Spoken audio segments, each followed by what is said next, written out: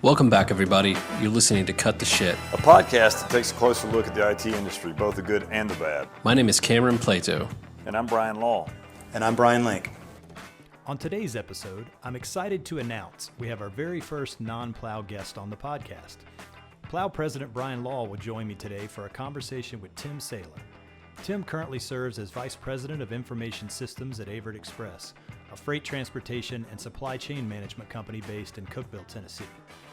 Averitt has over 143 locations and serves customers across the Southeast United States, Canada, Mexico, and the Caribbean. Full disclosure, Averitt is a Plow client. Tim has been in his role at Averitt for 10 years, making him the highest-ranking IT executive at the company. So if you're thinking, man, he's been at this gig for a long time, you have no idea. In my mind, Tim is what you would call a unicorn in the corporate world today. What I mean by unicorn is Tim is about to celebrate his 30-year anniversary at Averitt. Yep, 30 as in 30. And Tim isn't old. He started on the support desk right after college and has been there ever since, moving up the ranks to the leadership position he now holds. Besides being a stalwart Averitt man, Tim is an outstanding technologist and businessman. And he's a hell of a nice guy to boot, as you'll soon find out. During this conversation, Bryan and I cover a lot of ground with Tim. We'll get his views on how technology and his role have changed over the years, what challenges Averitt struggles with on the technology front, and if we can, we'll get him to tell us what frustrates him about the broader IT industry. I hope you enjoy our conversation with Tim Saylor. Tim, thanks for joining us today on Cut the Shit. You're quite welcome. We're really excited to have you here. I've got Bryan Law here with me, president of Plow, and he's going to join me, mostly providing color commentary.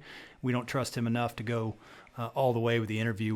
We have just no idea where that would go. You shouldn't. So I we're don't going to either. avoid that. To kind of get us started, why don't you tell us a little bit, give us a quick rundown on Averitt, your role there, and what the IT department looks like. Okay, well, Averitt's a full-service transportation provider, and in saying that, we will do almost anything when it comes to moving freight. We don't really get in the parcel world, but we will take the shipments and skid them and move them. And come up with the solution that a customer needs. So full service being international, cross country, cross border, expedited, brokerage, truckload, dedicated, anything that's really needed by a customer. In my role there, I am I've been vice president of information services for over 10 years now, and in that lead role for almost 20, different titles, but in the lead role. And I started 30 years ago this year as a third shift technical support operator on a Prime mainframe. And I really hope that most people listening to this don't know what that is. There's only 3 people listening, so it doesn't matter. And they don't know either. So. And because when I started there, Prime, we were running on this mainframe, and Prime was already out of business. So as soon as I started, we were already looking for a new system. So the IT department, tell us a little bit about it. How many folks you got, and sort of how it's organized. We have close to 75 Averitt associates. And then we probably have close to 30 contract programmers. And we have, we're sort of split right down the middle with information technology and information services. And the services side is mostly development. We do most of our development in-house. And on the other side, it's the technology, it's the hardware and the software that runs on the hardware, operating systems, databases, those pieces. And give us a sense of Averitt's size. I know we talked a little bit about how many locations earlier, but how many trucks, how many people are we talking about? What's the scope of the operation? Well, Averitt as a company is almost 9,500 associates now.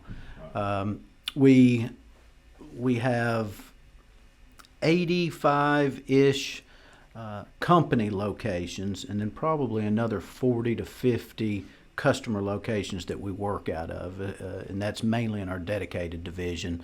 And we have roughly 4,500 to 5,000 tractors, and about 15,000 trailers at this point.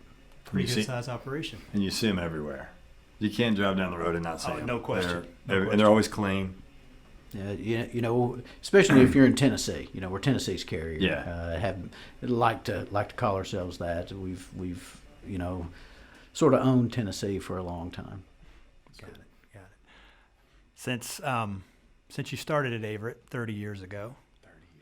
Tim's a young man, so 30 years. He started young, just so our audience knows that. This is kind of a generic question, but hopefully be a jumping off point for us.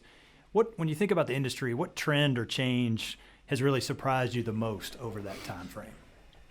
Well, technology in the tractor has really surprised me the most. It's no different than what's in your high-end Mercedes car, SUV, and that's something that I think has surprised a lot of people in the industry.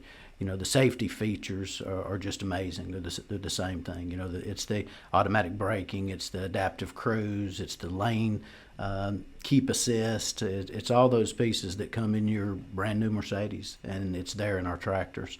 So that technology, those pieces that go into these tractors is really come a long way.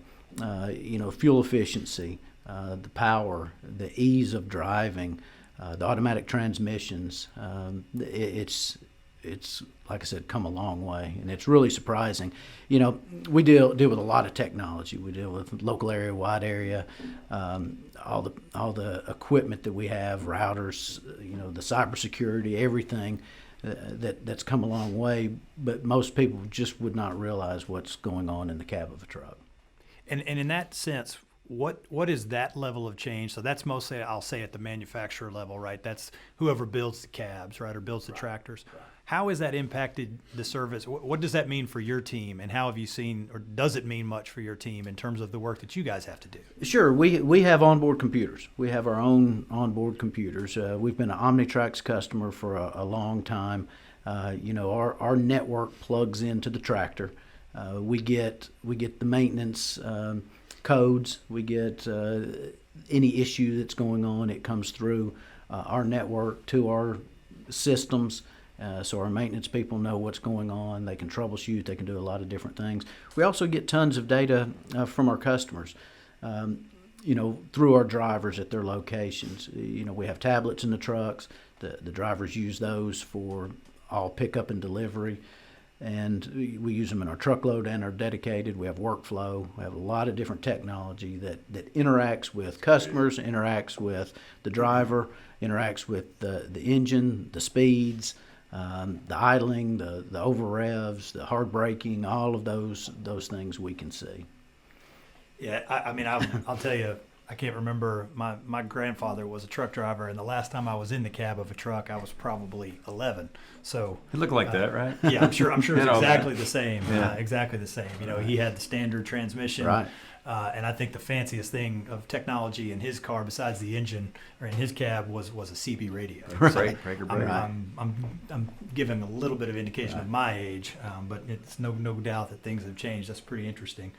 On the flip side of that, what's something that hasn't changed that's kind of surprising to you?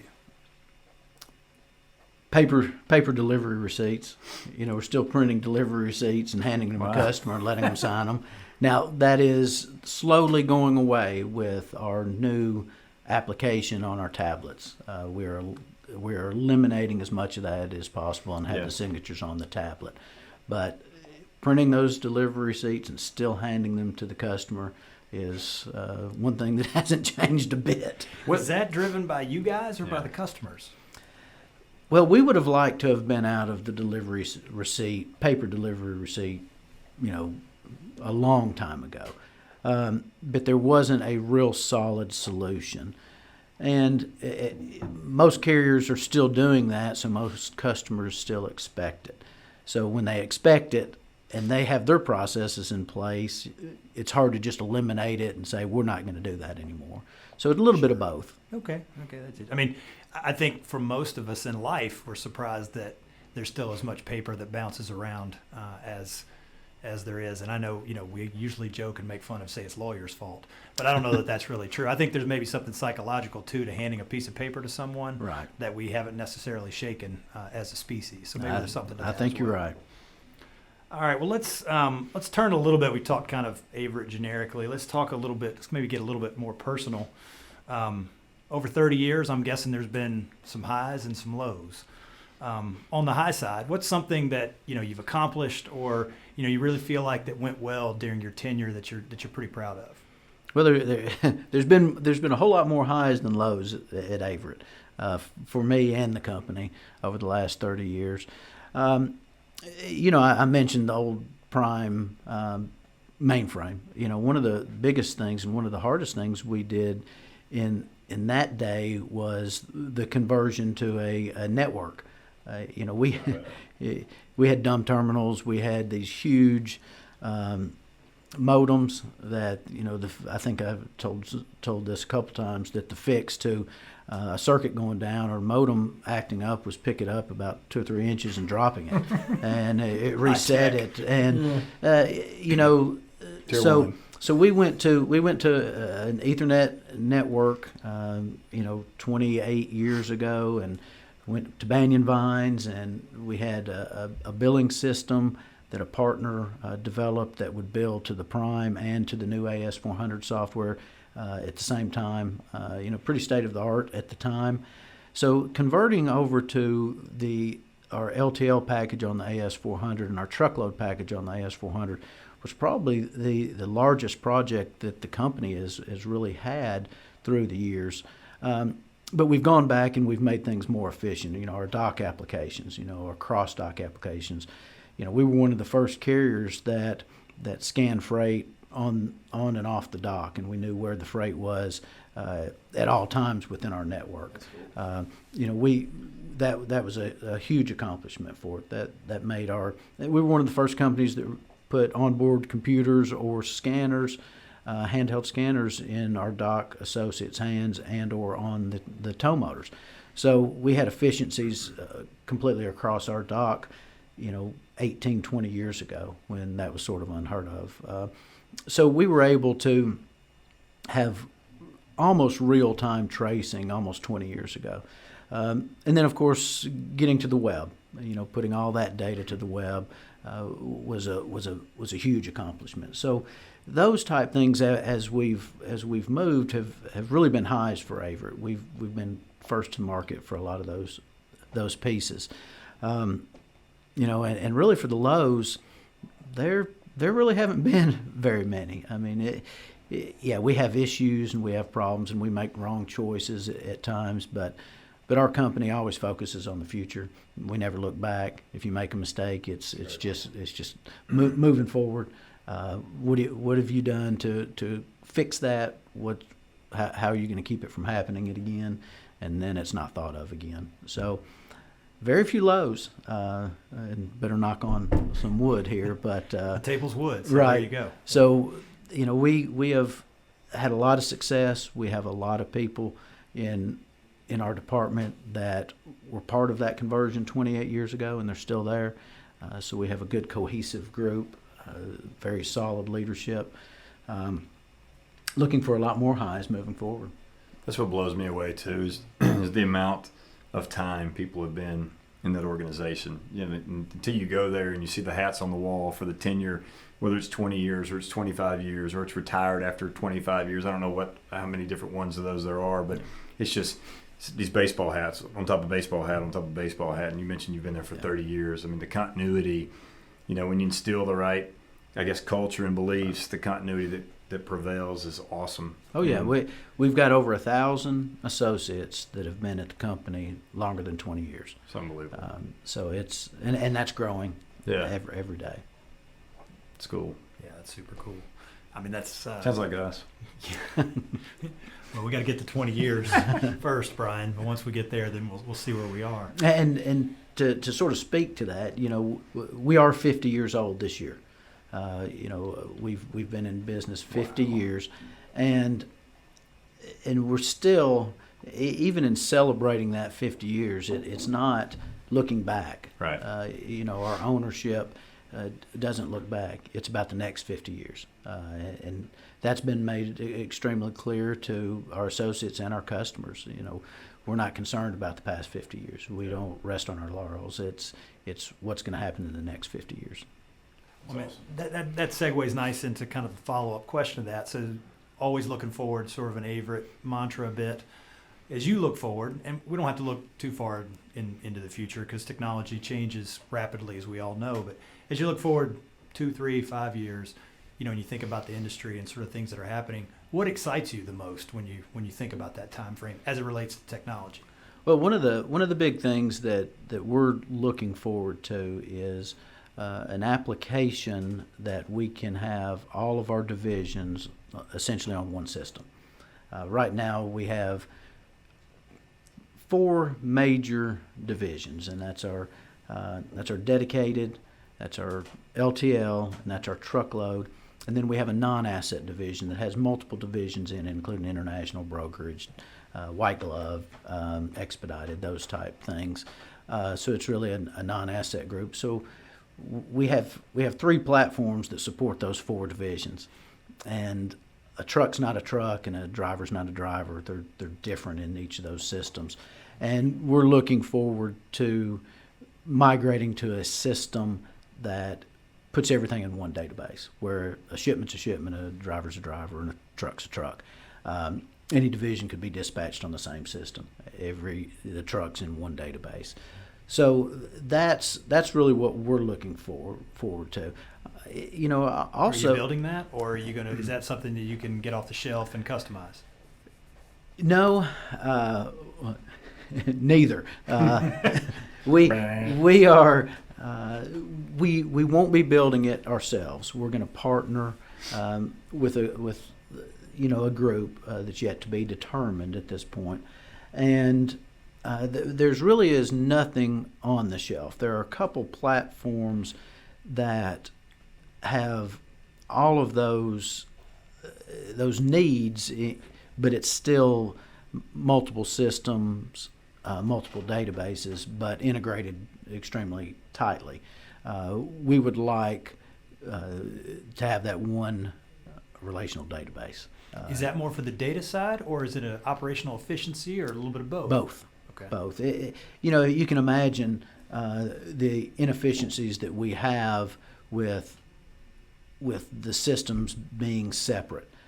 With equipment, it's very difficult to share equipment between the divisions. It's almost impossible to share drivers between divisions.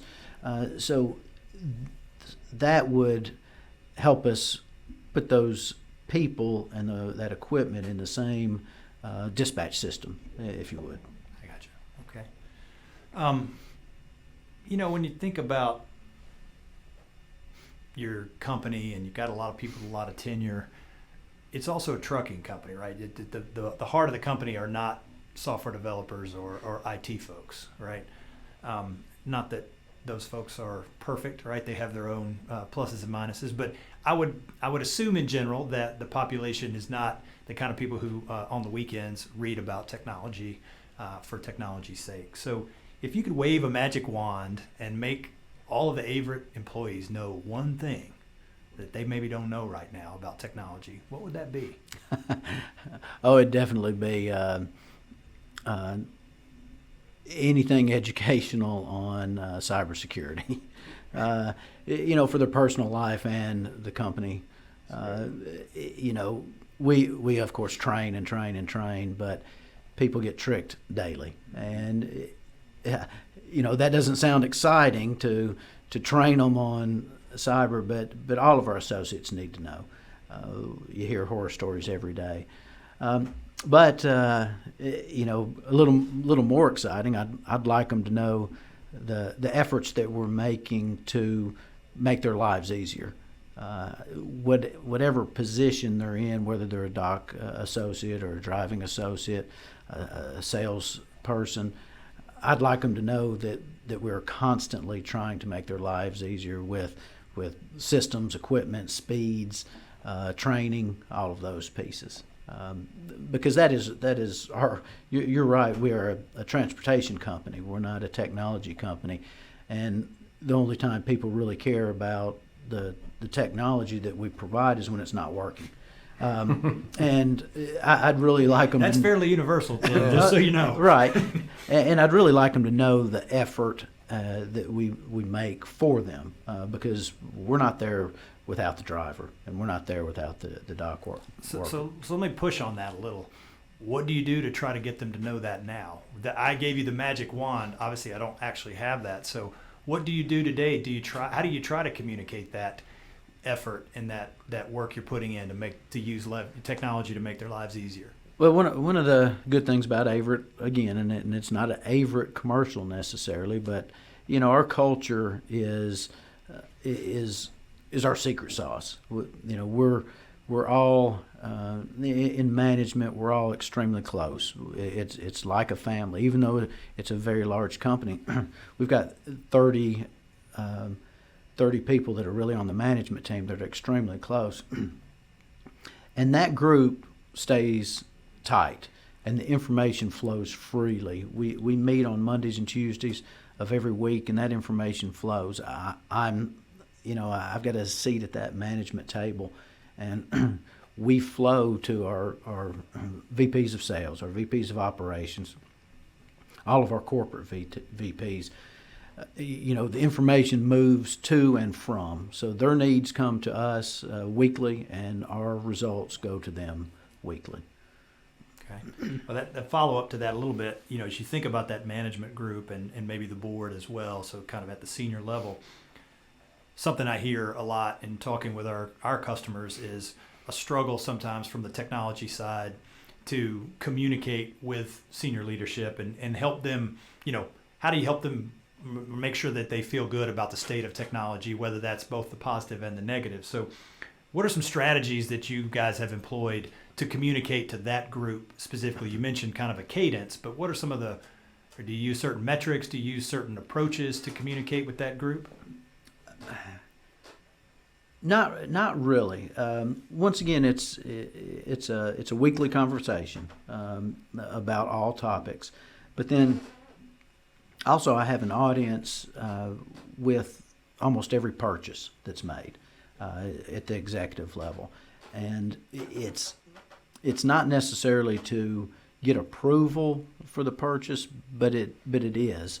And it's more or less a way to explain the technology that we are purchasing and what it's doing for the company, for the individuals, and how it's affecting them, and the efficiencies it brings, and the return on investment. So every other week we have a meeting that includes all these purchases, all the changes, all the implementations, and that's where I can get the information across to the executive level.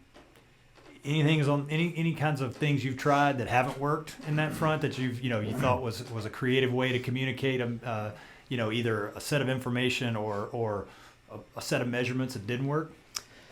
No, it is. This has been in place almost 20 years, and it's been extremely effective. Now, we've bought some things that didn't work.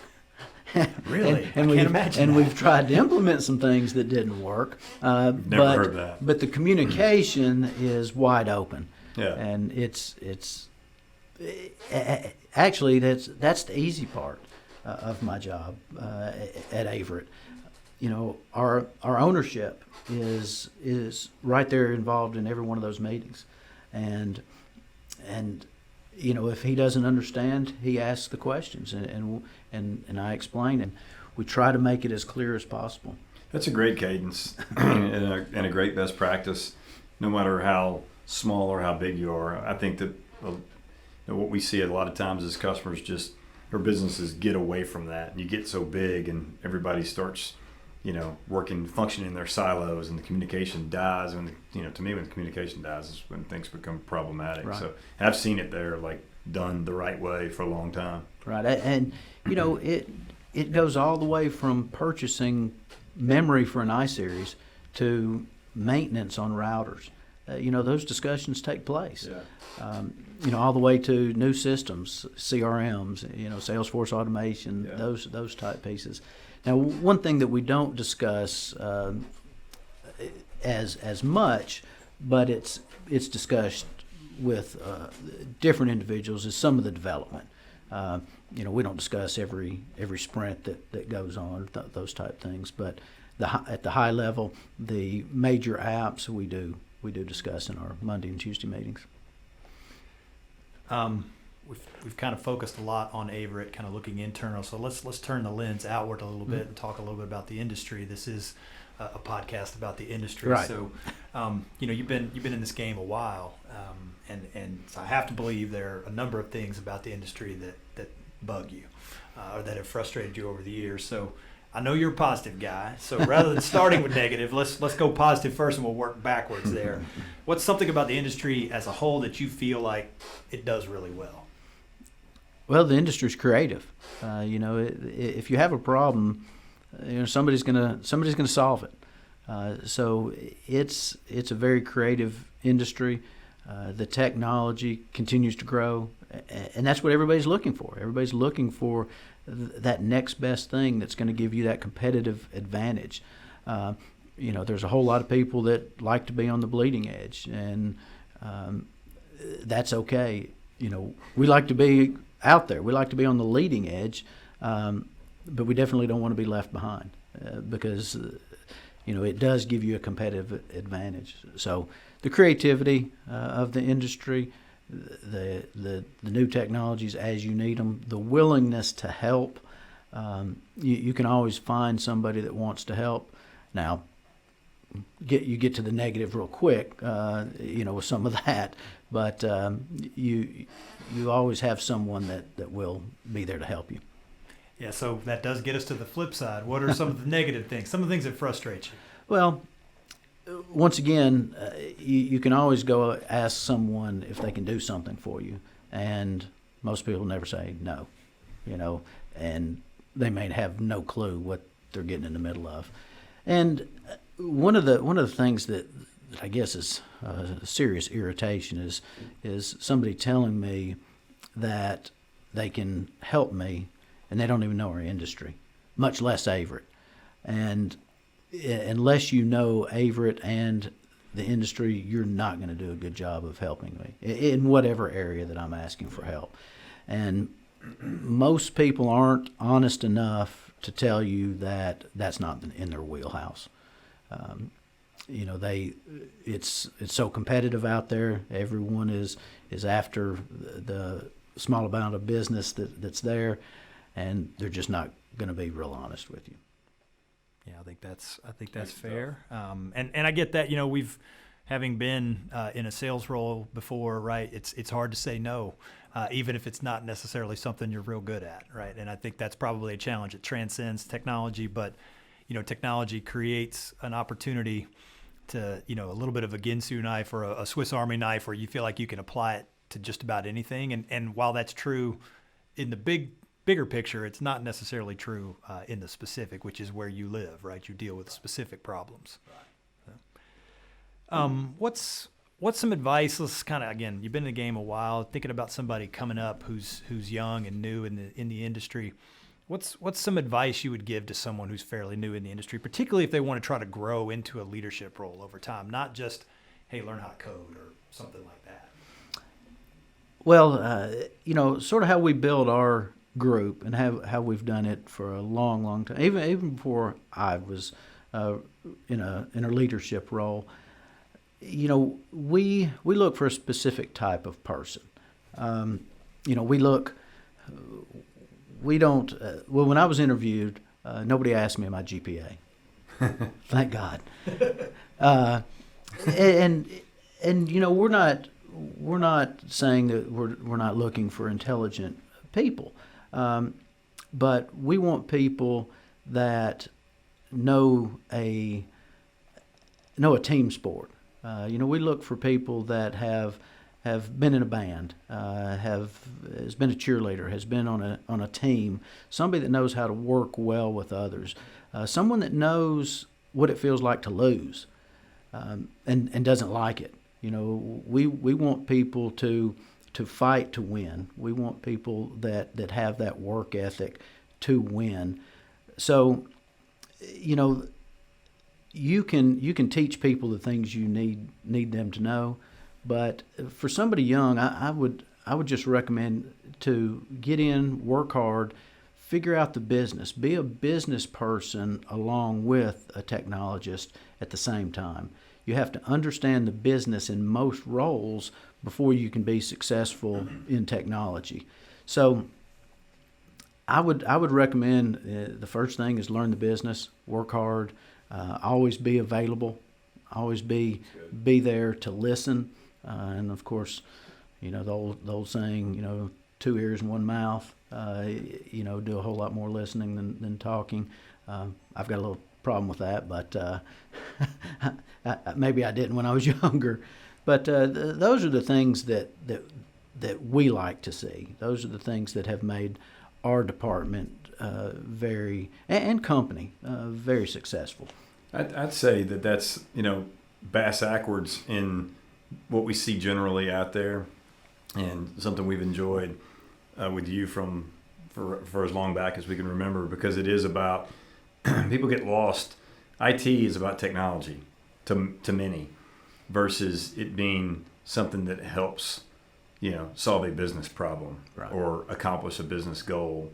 And that's why I think you do so many different things inside the organization, because it is that business mindset that sees technology as a tool to the outcome. Right. And that's part of what this is about. We spend a lot of time talking to people about technology for the sake of technology, not for the sake of accomplishing a business goal or objective. Right. And we hire our people and train our people and want them to come up with a lot of hats. We want a lot of these folks to do a lot of different things, and that's sort of how you guys augment our staffing. We don't want to go hire this specific engineer that has a specific talent that we need once a month. Right. That's where partners like you guys come in. We want to hire someone that's gonna be broad and handle a lot of different things. May not be a specialist at anything, but can be very adequate in multiple things. One thing I know about your role that I think is interesting, I'd like for the listeners to know about, is you don't just oversee the IT department, but you also have customer service, if I understand correctly. Correct, I do, and you may be the only person in America who has those two things, so I figured we ought to talk about that. He does a lot of procurement too, negotiation. Right, there's a lot of different hats that I've worn in the past, but it fits within our organization, and the reason it fits is because the leadership in customer service is a whole lot smarter than I am. They are professionals. They've built our internal call center. The technology is provided by our technology team. So I'm very familiar with the technology they use, and I'm very familiar with their training and the people. But it takes the leadership to pass the culture along, and they do a wonderful job. It's one of those things that I speak with our leadership, maybe not daily, but several times a week, and they don't need me for a whole lot, and so that helps it work really well. And knowing their technology and knowing what they go through and knowing the amount of business that comes through the call center gives me an advantage on providing solutions to them, and it also gives our customers an advantage when they need data and they need input and they need solutions. Makes a lot of sense. Yeah, it's just an interesting combination. It is, and but once again, the relationship that was created before I had the responsibility was there in building the technology a couple different times. So those relationships were put in place, and so when the opportunity was there, it wasn't a horrible fit. people might have scratched their heads, but I don't think our customer service group has missed a beat since. And that, once again, that goes to the efforts of the leadership and the associates, not my efforts. All right, well, let's jump to that lightning round, Okay. and we'll close it out. So these are really straightforward and simple. So just give me your response as soon as you get them. So, Okay. The lightning round. I like it. So start off with an easy one: Mac or PC? PC. I already knew the answer to that one. I'm still waiting to get someone from AS400. this seat who does say Mac besides We're me. talking about an AS400. iSeries. iPhone or Android? Android. Mountains or beach? Beach. Football or baseball? Now be careful here. Baseball. Definitely. Physical book, Kindle, or book on tape? Physical book. New car or used car? Yes. Buy or lease? Buy. Vols or Titans? Vols. All right, that's all I've got. I wanted to keep it simple. I figured I'd get you on the football or baseball. You were quick. I thought I knew the answer. I knew the answer. Well, I'm sitting there thinking, not what I'd rather watch, but what I would rather play. Understood. Well, you got two guys here that both feel the same way, despite loving football. So. Right. For sure. All right, well, we'll wrap right there and let Tim get back to work. Tim, it's been a real pleasure. We really appreciate you coming down and spending some time with us here on Cut the Shit. Thank you very much. Thanks, Tim. Thanks. We hope you enjoyed this episode. We'll be back in 2 weeks with an interview with a current CTO to talk about his current role and some of the challenges and frustrations he has in working hand in hand with IT at his fast-growing company. If you're enjoying this podcast, we'd be most grateful if you would share it with others who you think might be interested in hearing an irreverent take on the arcane world of IT. You can find links to this podcast on our website at plow.net, on our YouTube and Instagram feeds, on Apple Podcasts, Spotify, LinkedIn, and probably a bunch of other places too. Or as my kids like to say, just Google that shit. You'll find it for sure. Take care and have a great day.